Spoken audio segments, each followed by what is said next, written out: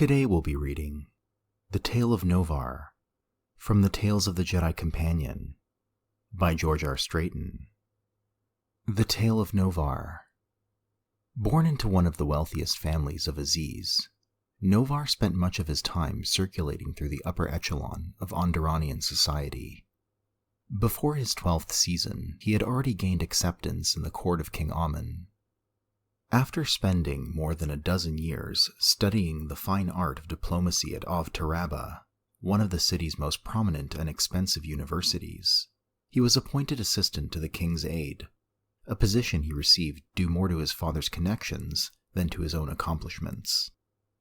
Novar learned much from his superior, absorbing every detail of the political machinations he witnessed. During this time, he became a master of the ways of Onderonian ministers, from espionage to secret meetings to the spreading of false information. To his utter delight, he found that he excelled at such tactics, for his ability to mold himself into any role allowed him to fool others into believing every word he spoke, and when his lies were exposed, he easily shifted the blame to those who had discovered his falsehoods. It was then an easy step to arrest and detain these traitors for as long as he wished. Those who continually defied him found themselves outside of Aziz's walls, alone and unarmed in a hostile wilderness filled with dangerous beasts and unpredictable exiles. Novar's superior, Tolo Cad, approved of his assistant's methods, boasting often that he had taught the lad all he knew, unfortunately for Cad. Over several years, Novar continued to take on more and more of Tolo Cad's responsibilities. All projects he undertook proceeded without delay or error, and Cad found himself relying more on Novar than he had ever expected. True to his courtier's instincts, however, Cad did not allow anyone else to learn of Novar's ability, instead keeping all the credit for himself. On one occasion, after Cad had bragged about an upcoming state dinner he had personally planned and arranged, Novar initiated the final step in his scheme. When the guests arrived to the palace's grand ballroom, they found it in complete disarray. Nothing had been prepared, not even a single attendant or guard was on hand. In the end, the dinner, which would have been attended by the king and queen and various wealthy and politically strong individuals, had to be postponed. An infuriated King Ommin, though frail from the onset of a strange wasting disease, obliterated Cad in a wave of dark-side energy as Novar watched in horror and fascination. Novar was immediately promoted to Minister of State and aide to the king. But although his plan had succeeded, he now had another obsession: to command the power King Ommin had used to destroy Cad. Over the next decade, Novar manipulated the king until Ommin eventually agreed to take his underling on as an apprentice. After less than 2 years of teaching, however, King Ommin became too ill to continue, and Novar had to seek training elsewhere. Luckily, and to Novar's surprise, Queen Amanoa took Ommin's place as mentor, bringing him through the next levels of Sith technique.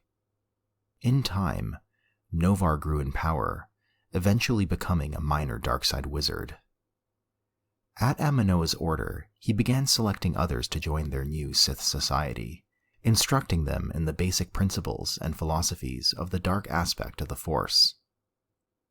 Those who proved themselves worthy progressed to the next stage of training, wherein their instruction came from an ancient dark-side holocron that Queen Amanoa had discovered less than a decade before.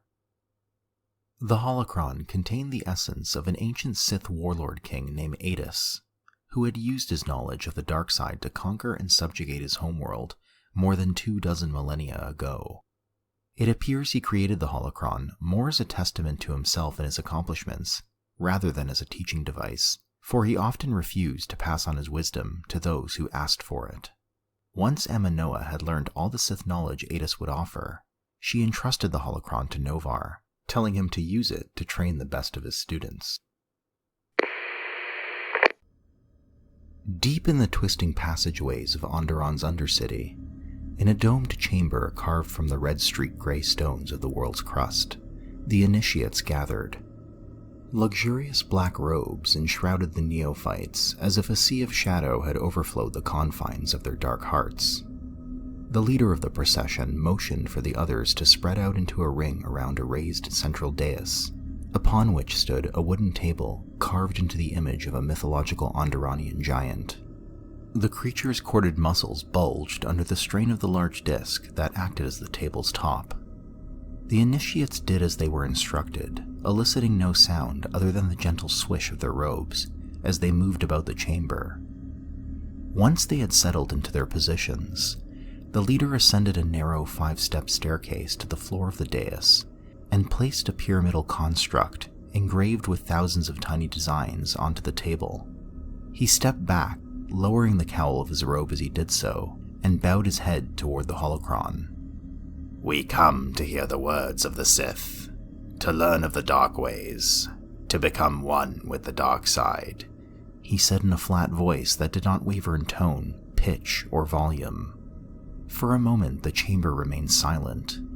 Not even a whisper of passing air, or a creak of settling rock dared disturb the sanctity of the ceremony. Then, a sound like an engaging repulsor lift engine grew from the nothingness, swelling to fill the cave chamber's massive volume. None of the assembled figures moved, for they had all experienced the holocron's wondrous awakening before. From the top of the pyramid spilled a stream of blue-green translucent mist that formed into a slowly shifting cloud, and then quickly into a silhouette of a warrior clad in spiked armor and wearing a silver circlet atop his head. Slowly, the details filled in, and the Sith warrior king stood like a giant amidst a gathering of insects, more because of his powerful presence than because of his albeit impressive stature. His eyes focused on the man who had summoned him. "Novar," he said in his thick accent, the syllables oozing out like dacha syrup. "Why have you disturbed me?" Novar raised his head to address the holocron's dark side gatekeeper. "King Adis, we are ready for your wisdom. Please instruct us in the ways of the Sith." Adis contemplated. "You believe these initiates are worthy?" He snorted in derision as he surveyed the ring of robed onlookers. "I do not waste my teachings on the weak." Novar straightened himself, giving the illusion of confidence, though his mind screamed at him to run away. Adis preyed on the timid and weak-willed, and although Novar had never heard of a holocron gatekeeper affecting the world around it, he did not doubt that Adis could find a way. "These are the best of our ranks," Novar said, motioning grandly in the direction of the initiates. "They have fulfilled the requirements necessary to advance to the next level, and they are all ready and willing to offer their lives to the dark side. They have earned the right to practice the Sith ways." Adis listened without changing his expression or otherwise indicating his thoughts. After a short but uncomfortable silence, he said, "I will teach them, but know this, Novar. If any of these neophytes fails me in any way, I will find a way to take it out on you." It took a moment for Novar to fully absorb the statement, and another to calm himself enough to respond. "I accept the responsibility." After all, he thought, he had mastered the fundamentals of Sith sorcery. What could Adis possibly do to him? A whisper from somewhere in the back of his mind slithered up to the forefront. "You do not want to know." I hope you've enjoyed this reading of The Tale of Novar